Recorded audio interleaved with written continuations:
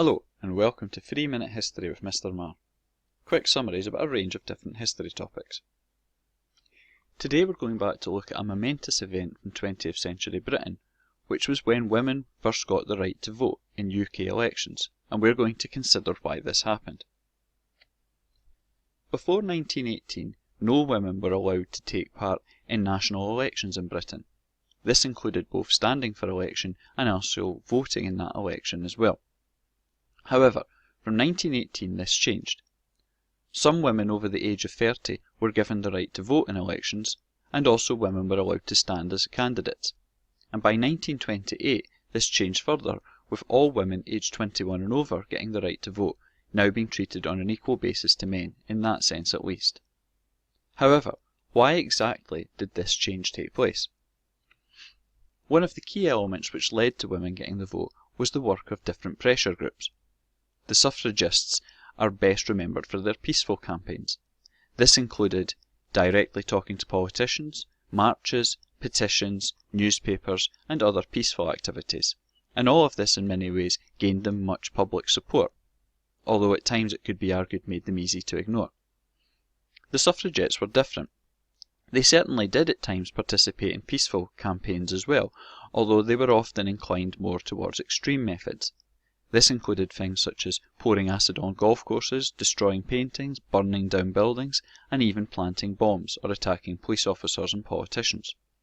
This certainly gained them a lot of publicity, although it also could be argued encouraged the view that women were not capable of being trusted with the responsibility of voting. Another key element which may have led to women getting the right to vote was that of changing society. Out with politics, there were a great many changes happening.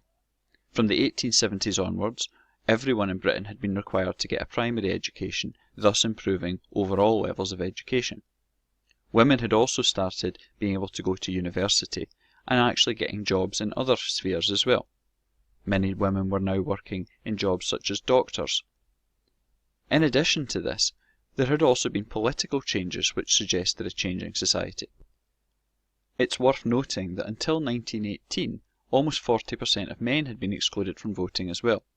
And with this changing to all men over 21 and over getting the vote in 1918, it made it much harder to continue to deny this right to women. Not only this, women had in fact been able to take part in local elections for many years, in some cases being allowed to vote or stand for election. Elizabeth Garrett Anderson, for instance, was the first female mayor in Britain. And as this changed, it can be argued that women saw more of a demand then and a logic to them getting the right to vote in UK elections as well.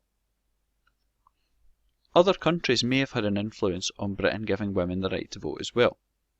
As head of the British Empire, Britain would expect it to be the leader, and yet other parts of the British Empire, including Australia, New Zealand and Canada, all gave the vote to women before Britain, arguably increasing the pressure on Britain to do so.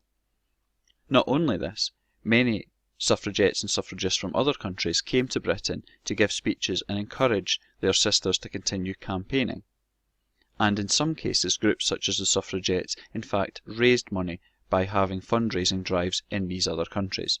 All of this helped fund their campaigns.